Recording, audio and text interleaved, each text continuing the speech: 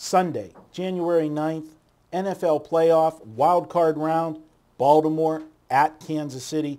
Johnny, this is my best bet, so I'll be taking the lead here, but I want to throw it to you first. Give us where we're at on the line and tell me any thoughts you have on this one before I break it down. Baltimore open -3 plus 106. Flip side +3 -125. The game right now is around a -3 at the standard -110 juice. Total open at 42. We're down to 40.5. Public's all Baltimore so far with a small lean on the under. It's kind of tossed either way. For me, I mean, this is a tougher game to me. KC, they did go 7-1 at home, but not one of those wins were against a winning team. And it's almost like pros and cons for both teams, and you're crossing them out, and there's really, in my eyes at least, there's not a huge edge either way. Is you got Kansas City on one end with the best rushing game, Baltimore on the flip side. Everybody knows how good their defense is. I think they're ranked 5th in the NFL in stopping the run. Castle's been lately on and off, but when he's hot, he's hot. I think his QB rating is something like 92. Baltimore, the last couple years, their defense, especially late in the season and in the playoffs, whether it's coaching, whether they're hitting their stride, is they're holding quarterbacks to around a mid-60 quarterback rating. So you have a stellar run game, a really, really good run defense. You got a quarterback who has a pretty good quarterback rating versus a team that historically late in the season in the playoffs shuts down quarterbacks. So something's going to have to give. I'm personally, as of now, I have no real opinion on the game.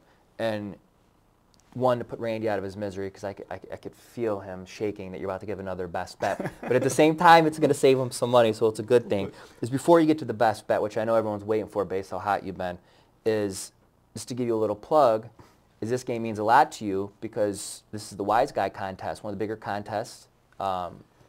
We're heading into the final week of action. There's 3 guys tied for first place. One of them. And one of them is me, and this is one of the 2 games that I entered in the Wise Guy contest, so I'm actually giving that out as my best bet here. It's actually not my best game, though. Each week in the Wise Guy contest, you make a best bet that counts for 2 points and then a regular play. I will be selling my best bet. It's going on Saturday, so be sure to check the website out. I'll tell you all about that. But this game, Johnny... Wait, you've won the Wise Guy contest before, too. I've won the Wise Guy contest twice. It's, give a plug, it's run by Mark Lawrence, one of our cappers here at the site, his Playbook newsletter. And there's 67 or 68 handicappers in it. It's an invitation-only contest. And, I'm ecstatic to be in it. It was we were at the Bellagio last night, you and RJ, and these guys were having a field day. Is that before or after RJ got robbed?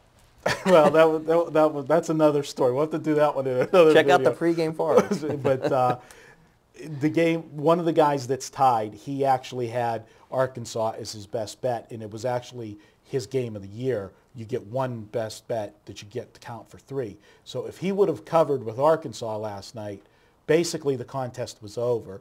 So we were sweating the outcome of that game, and you guys were laughing at the end. And when they blocked the punt at the end of the game, I thought I heard my heart stop, but then it started back up from the laughter of you 2 guys at the poker table. Well, real quick stock tip: in the event that your best bet does win, is you should buy some stock in the Bellagio buffet, because if you hit that contest, there's going to be a lot of buffets sold. Well, we'll see about that. Usually when I hit a big game, I like to step it up from the buffet. So, there'll be some eating going on for sure. But this game, the public, we talk about public perception all the time. That's, one of the keys to my handicapping. And it's all over Baltimore right now. Because they're going to look at that last game. They're going to look at Kansas City, and they're viewing it that Kansas City had something to play for, which they did. Kansas City was in the playoffs, but they were playing for the number 3 or the number 4 seed, which, is big because in the AFC, you want the number 3 seed, which guarantees you're going to avoid New England as long as possible. Right. And they laid an absolute egg against Oakland. But real quick, though, one thing is, even lesser teams sometimes can have a better team's number, and they lost to Oakland earlier in the year, which in the NFL lose twice the same team. So I think people are looking a little bit too much in that Oakland game They are, and we talked about my videos last week. This was one of the videos I did on the weekend. I had Oakland in that game, and Oakland had a ton of motivation. Even though they were not going to the playoffs, they wanted to do something that nobody's done in the AFC for a while. They swept the division. By winning last week, they swept the division, finished 6-0, and they also were sitting at 7-8, where they had the motivation for a 500 season. And I know people say, what's that mean? You didn't go to the playoffs. It means a lot psychologically to players that this was a non-losing season because they've had so many of them. The Detroit Lions, I mean, we weren't even 500, but, to win that 4 in a row on the local radio stations in Detroit, they do an interview with Calvin Johnson every week. And, I mean, they have no shot for anything. And they were playing like they were going to the playoffs. To have that run to end the season, the motivation of going to the offseason is just huge. It is. So I liked Oakland last week. You're going to look at Baltimore. Here's what I'm looking at Baltimore. And normally if RJ was be sitting in that chair, we'd get into an argument about me saying somebody's overrated or underrated.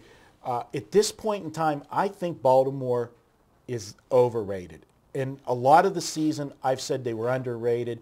I was a fan of Joe Flacco. I talked him up, and I know RJ, always, said Flacco's, way overrated. Right. But what I think is overrated is this Baltimore defense. Really? That's all we hear about is this Baltimore defense. But this defense can be beat through the air.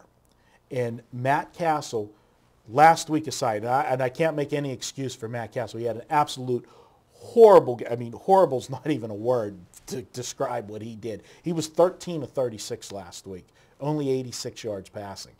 But you take that, if we take the magic eraser and erase that one game, and you look at the rest of the season, Matt Castle's had an MVP-type season, and the only reason that nobody would talk about him as an MVP is because you got a guy named Tom Brady and a guy named Michael Vick out there for their teams that he's lost in the shuffle. Kansas City has a great running game. I've always said, and I've said it 100 times on videos, if you have a good running game, the best running game. They have the best running game. You take that good running game, it's going to make an average quarterback good. You take a good quarterback, it's going to make him great. And when you got both things working, you got the running game going, you got play action working, that's going to work to Matt Castle's favor. I like them. We talked in the first video about Seattle and their home field, how loud it is and how hard it is. It's ironic that in the same weekend, I feel the two loudest outdoor venues in the NFL, without question. You talk to players, you listen to interviews, they'll all tell you the same thing. Kansas City and Seattle are the two loudest outdoor stadiums in the NFL. They're both home underdogs. Right. So it will be a factor. And I think if you look at Baltimore, yeah, they've won, a lot of games this year. They're the only wild card team that actually tied for their division. It came down to a tiebreaker with them and the Steelers as to who was the division winner and who went as the wild card. So the public, like you said, pounding away on Baltimore. But if you look closer, 5 of the last 6 games for Baltimore has been decided by 7 points or less. They're not that dominating team. Right. They are not putting teams away. And if you let this Kansas City team hang around with that strong home field, they're going to find a way to win this. This is going to be the first upset of the playoffs. I'm taking Kansas City outright, 23-20. That's my best bet. Hope you guys, make some money with it and root Marco on in the Wise Guy contest. So that's my best bet. Any closing thoughts? No, I'm going to be betting it.